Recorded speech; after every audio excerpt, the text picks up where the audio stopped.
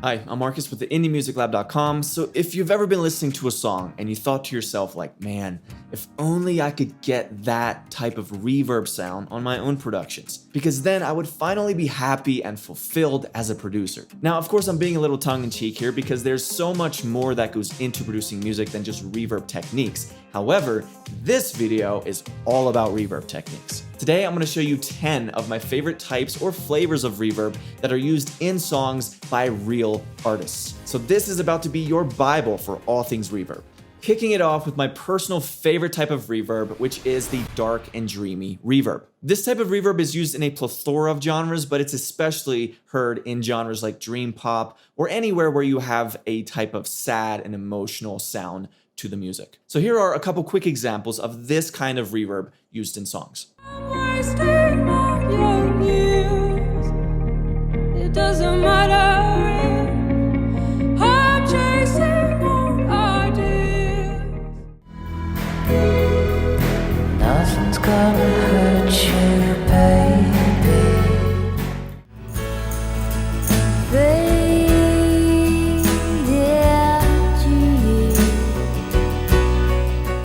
Now, I'm just going to give you a couple standard points for how to start getting this type of reverb sound. So the first step would be get a reverb and put it at about 2 to 5 seconds of decay time. And as far as the type of reverb, I like to go for a hall or church type reverb, although you can use plates for this as well. Now, a very, very important part of this sound is you want to use what is called the Abbey Road technique, which is you filter out especially the high end of the reverb signal, but also the low end, which removes all the low end rumble, but also removes all those high frequencies on the reverb, because when you're talking about a dark and dreamy sound, you don't need all those airy frequencies and those high frequencies on the reverb to pop through. And using the Abbey Road technique is especially important if you end up using a plate, because a plate reverb tends to have more of a sheen sound by nature. So here's an example of, inside of my own DAW, what this could look like. So this is my remake of the song Apocalypse by Cigarettes After Sex. Have a listen.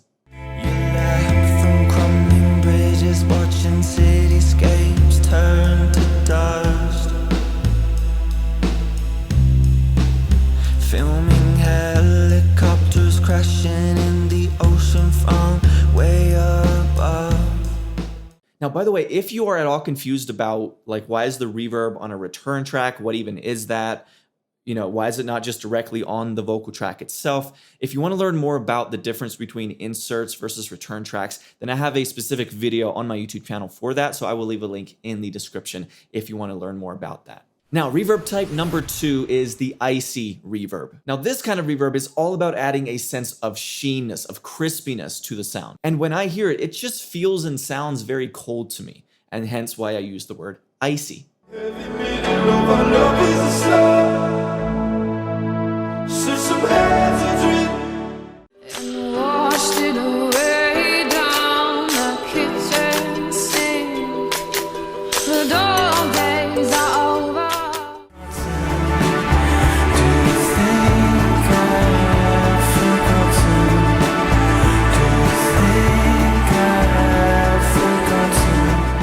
Now, on the practical side of things, I prefer often to use 2 reverbs, to stack 2 reverbs to get this type of sound. So what I mean by that is I'll have on one return track or on one send, I'll have a standard reverb, often like a plate reverb, and that'll be my baseline reverb. Is asleep as a stone, such recovery.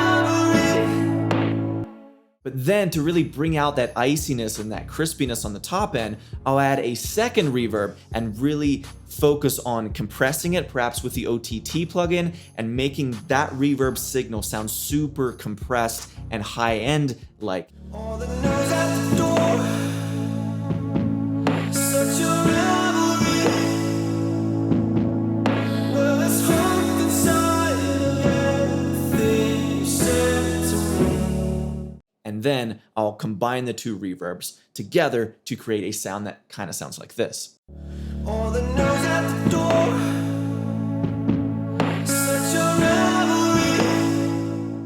Now, as you can see here in my own DAW, the reverb I tend to use a lot is Valhalla Vintage Verb. That's just my go-to reverb. However, there's no rule here. It's just like I get comfortable with certain plugins, so I tend to use them a lot. Now, if you do want to learn more about the types of plugins that I personally use on virtually every song, then I do have a free PDF that I just made, and it is my list of the 12 plugins I use on every song. So I'll leave a link in the description below if you want to check that out. All right, now reverb number 3 is the dark and intimate reverb. Now the first reverb we talked about, again, was the dark and dreamy reverb. Now that reverb is a bit more of an obvious sound. The intimate reverb is more subtle, it's more underneath the mix, and it's just not as loud. So here are a couple songs where you hear this type of dark and intimate reverb effect being used. On your back with your Rex and the snacks you load. You took my sadness out of context at the Mariner's apartment complex. I ain't no candle in the wind. Ceilings, plaster. Can't you just make it move faster? So when it comes to this type of sound, it really doesn't matter what type of reverb you use, whether that's plates or halls or church or room reverb.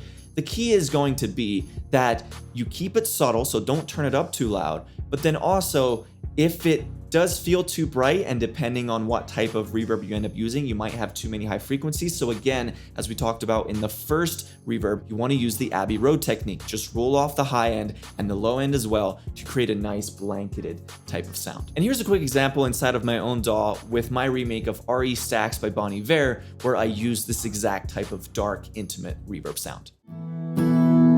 It's hard to find it away. When your money's gone and you're drunk as hell. Now you may have noticed that up to this point, I'm really only talking about the reverb in context of the vocals. However, of course, you can apply all these techniques across any instrument, whether that's guitars, synths, drums, etc. But most of the time, for most of us producers, the vocals is where we spend the majority of our time trying to get the right sound. So that's why I'm focusing mostly on that. All right, now the number 4 reverb is a really cool sound, and it is what I call the mono-tunnel reverb. The tunnel reverb is all about creating an old school mono sound, but it's not just that. This kind of reverb is also just great for creating clarity and distinction in your mix. And that's because your reverb isn't everywhere at once. It's not spread across everything. Instead, on particular tracks like the vocals, it's very focused and mono, which allows the rest of the mix to stand out and have its place and not be completely overrun by this everything being stereo and everything being wide. That is a common mistake that producers make, is we try to make everything stereo. Sometimes mono simply sounds better. Now you can especially hear this type of monotonal reverb sound in like the 2010s era of anthemic indie pop. So think MGMT, Empire of the Sun, and bands and artists like that. So here are a couple examples of this reverb effect. All the other kids with the pumped up kicks, he's never run. I'm feeling rough, I'm feeling wrong in the time of my life. Walking on a dream, hoping I explain. So to get this monotonal effect, I suggest starting with a plate reverb. That's just a classic for this type of sound. And then of course the important part is going to be to make sure that that reverb sound is very narrow and mono. So if the sound coming out of the reverb you're using isn't quite mono enough, then you want to go into your DAW and find some type of plugin that allows you to switch a track from stereo to mono. And this, by the way, is another benefit of putting your reverbs and your delays on return tracks. That way they have their own separate channels, and then you can affect those channels independently of, say, the vocal that is being sent to it. So here's a quick example in my own DAW what this could look like, and this is the song You and I by Easy Day. This is a song that is going to be featured on the Wow Factor Vocals 3.0 version that's coming out soon, so be sure to stay on the lookout for that. It's going to be awesome. But in this vocal mix, you can hear, and I'm going to show you what it sounds like when you create this monotonal effect. We both wanted was different, you and I. Not the same, only you know why. Though I don't mind, it wasn't always the time, even though I said it. And just as a plug here, I'm a huge fan of Easy Day's sound, so be sure to go ahead and listen to them on Spotify. Go show them some love. They're from the state of Washington here in the United States, and they got a killer sound, so be sure to check them out. All right, reverb number 5 is the mono slapback delay. Now, I know what you're thinking. This video is about reverb. Why the hell are we talking about slapback delay or delay at all? And the reason is because I like to think of things in terms of their functionality rather than the terminology or what the name of the effect is. And that's relevant here because when I go to mix a song and when I think of a room reverb or a plate reverb or slap delay, those are all in the same camp for me. Because I'll often be like, do you want to use a room reverb or a plate reverb or a slap delay? It's like either or, because a slap delay really does sound like a short room reverb. That's the basic effect. And so that's why I'm including it here, because again, I'm more focused on functionality. Now, the slapback delay effect is an effect that you've heard in a gazillion songs. You hear this all the time, but I'm just gonna give you a quick more examples just to refresh your ears as to what this effect sounds like. You say I'm falling behind, can you read my mind? Smoke swell haze on the hill over Tennessee. Travel on my left, travel on my right. I've been facing trouble almost all my life. Now, this is very easy to get this type of sound. You go into the delay and you set the delay time to between, I would say, 75 and maybe 175 milliseconds, somewhere in there, and then that's your slapback delay. Now, often as a starting point, I will suggest putting the feedback at 0, because that way it's one slapback back, and that's it. Now, if you want more of a springing type of effect where it's slap back, you know, that can sound really cool too. Then you can just experiment with turning up the feedback. But on a basic level, the slapback delay is simply putting the millisecond decay time at between 75 and 175, and then adjusting the feedback, starting at 0 and adjusting to taste. Now, a key point here is that this is again mono, just like the monotonal reverb. This is not a stereo sound. This is a mono slapback delay. We're not trying to take up all the space in the stereo field. It's a very focused effect. And so here inside of My Doll is an example of what this can sound like. This is my remake of the song Last Night by The Strokes. People, they don't understand. Your girlfriends, they can't understand. Your grandsons, they won't understand. And on top of this, I ain't never gonna understand. Last night. Now, the number 6 reverb is the stereo slapback delay. So we don't need to spend much time on this, but I am using this as its own reverb / delay effect here because it really is a different sound than the mono, and it does create quite a different effect, especially if you're listening on headphones. So it's important to understand the distinction and to test both and to make sure that you're using the correct one or just the one that sounds best for your specific song. I am not the only traveler who is not repaid is dead.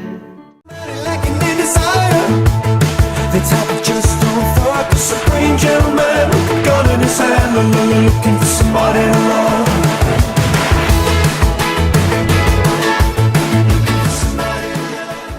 Now, the key difference is instead of setting the decay time once like you would with a mono slapback delay, this time you want to create a stereo effect. So the classic way of doing that with a delay plugin is to have a left and a right setting inside of the delay, and then have the left decay time be offset from the right. So you might have the left at about 80 milliseconds, you might have the right at about 100 or 120, and then that in of itself creates a nice stereo width on that slapback delay.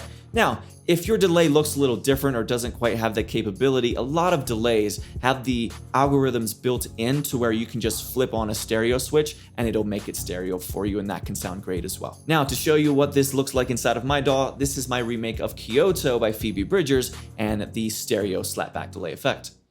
Day off in Kyoto, got bored at the temple, looked around at 7-Eleven. Bent at the speed train, went to the arcade.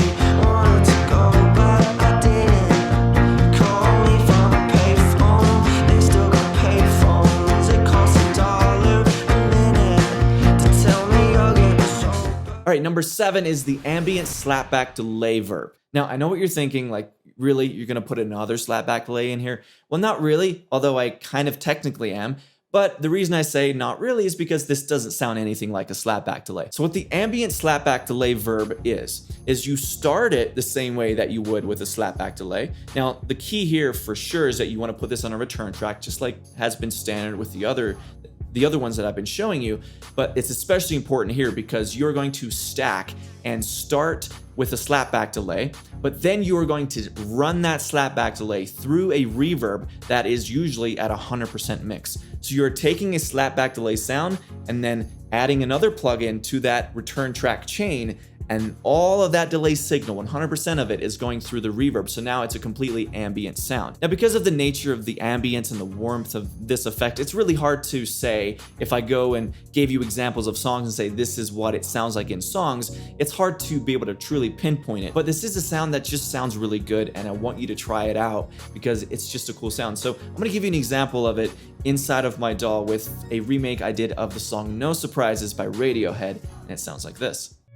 A heart that's full of like a landfill, a job that slowly kills you, bruises that won't heal.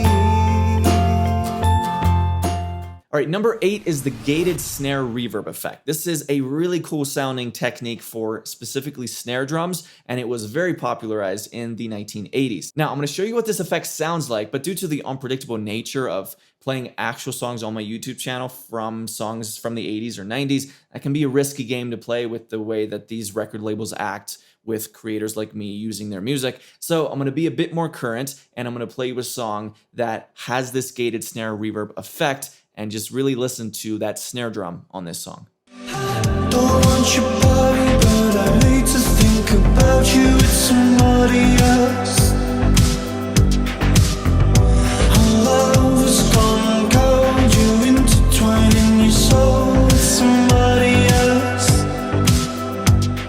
So when you're going about to get this gated snare sound, just start again with the reverb on a return track. You send the snare drum to that return track, and then the key is you put the gate on it, because that is what's going to really create that rhythm and that turning off and on of that effect. Because here's what it sounds like without the gate,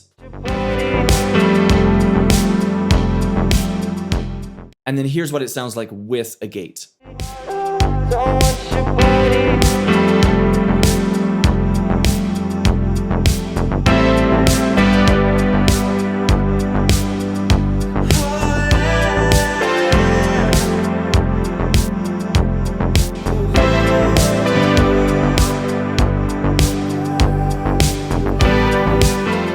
Now, there are, of course, instances where it might actually sound better to have a looser, more free sound without the gate on that reverb on the snare drum, but the gated snare really does have a cool effect to it, as you can hear. Now, if you need more help with knowing how to use a gate, there are so many videos on YouTube, so just do a quick Google search with your DAW and a gate, and you should be good to go to get this type of effect. All right, number 9 is the left to right reverb effect. So this technique is very versatile, and I would say it works especially well in the sections of your song where the lead vocal is not present. So this is one of those reverb techniques that works great for like synths or guitars. Maybe you have a guitar on the left side, but then you put the reverb sound to that all the way on the right side. It just creates a cool sound, and hence why it's called left to right. So here are a couple quick examples of this type of effect used in songs.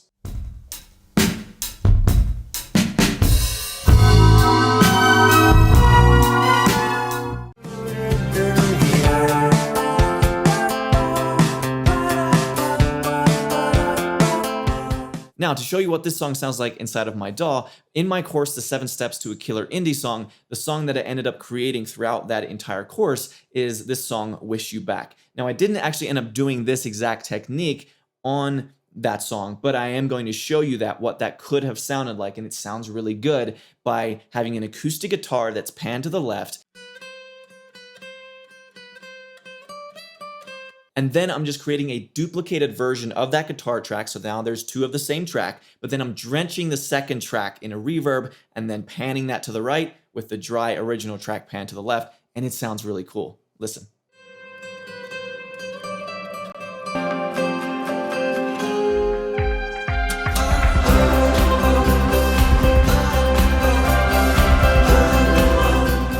All right, now before we get to number 10, I want to give you a gift, and it is a free PDF called the 12 plugins I use on every song. So this is very simply a list of my favorite plugins, why I like them, what I tend to use them on as far as like vocals or drums or guitars, etc. And I created it so that you can have a bit less overwhelm when you go on Sweetwater or Waves and it's just like so many plugins. Where do you even start? This will help you to have an understanding of, look, you don't need all the plugins, but here are 12 of the plugins I use all the time on every song. And guess what? They're not all paid plugins. Some of these are free, and a lot of them are very, very low priced. So be sure to check that out. I'll leave a link in the description below for that. All right, let's move on to the final reverb.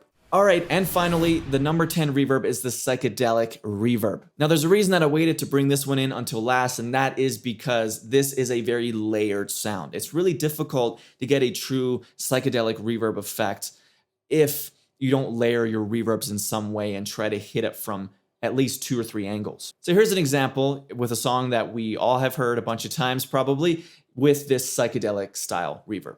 It feels like I only go backwards.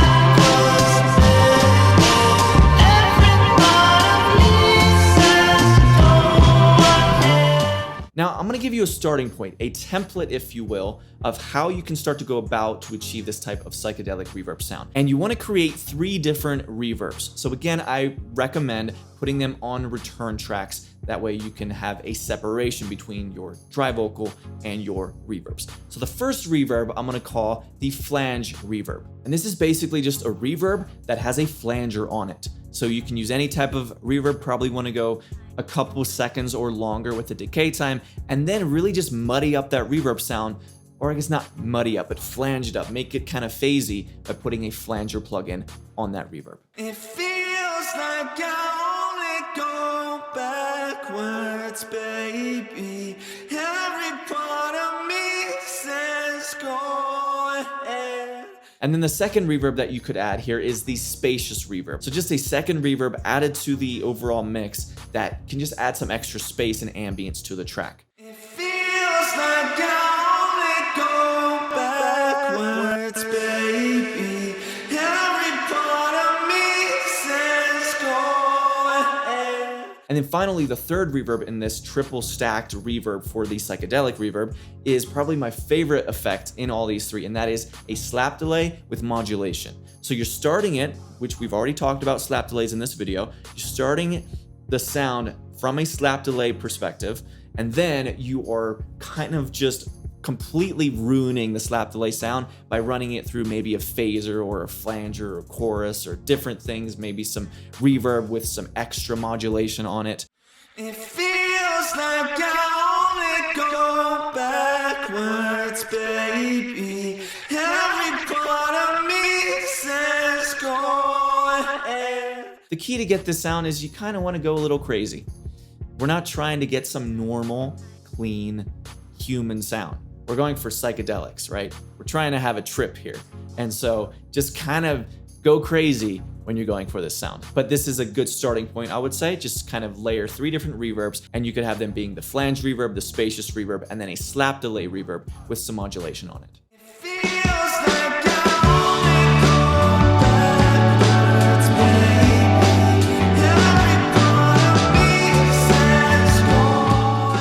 All right, that's it for today's video. Thank you so much for watching. Again, if you want to check out my 12 plugins that I use on virtually every song, I have a free PDF that you can find in the description below. So, which one of these reverbs were your favorite? I would love to hear. Let me know in the comments below. I'd love to hear from you. So, I hope you enjoyed this video, and I will see you next time. Bye.